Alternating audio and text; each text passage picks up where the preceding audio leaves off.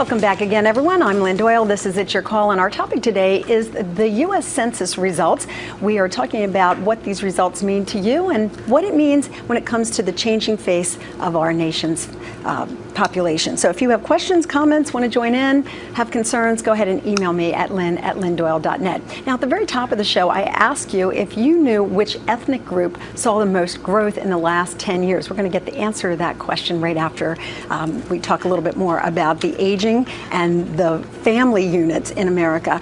When we move into the ethnic groups, which population are we seeing rise in numbers the most? At this point, I would say the Hispanic, because the Hispanic and the Asian, but Hispanic certainly is now, between that 2000 and 2010 period, they surpassed African Americans as the largest non-white subgroup, and they're now about 15% of the population. So what does that mean from a public policy or a political perspective? Does it change the landscape?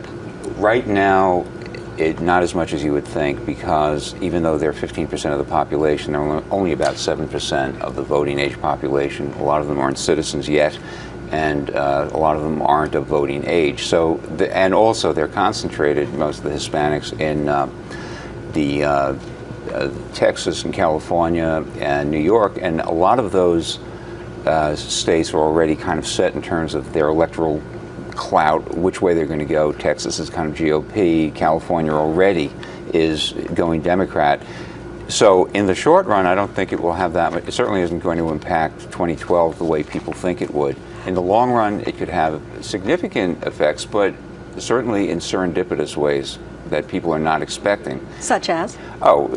First of all, they're expecting that at this point, if you hear every analyst says that the Republicans have a Hispanic problem because of the immigration issue. But if you're looking to 2050, which that the USA article was projecting to, that's several generations, well, 2 generations from now. At that point, those people become homeowners, they become taxpayers, and they become small business owners. And that Hispanic group, I think, will vote their interests, how they perceive them within the social system at that point. And that could actually be positive for the Republicans, especially since a lot of Hispanic groups also are socially conservative. Okay. So in your opinion, looking at these results from the 2010 census, looking ahead, knowing what we know, to 10 years from now or even 20 years from now, what will America's face look like?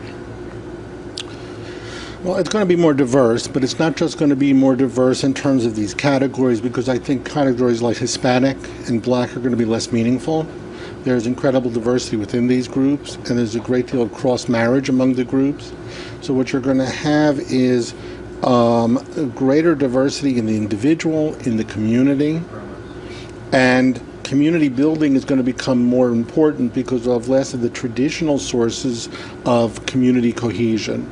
And we're going to have to think more about how we build more community cohesion in a community where everybody has multiple identities, multiple links, and no real set firm community they come from. So we'll be more tolerant in the future than perhaps we've been in the past? It could be more tolerant, it could be less. We could like each other more because we're all different, or we might trust each other less because we're more different.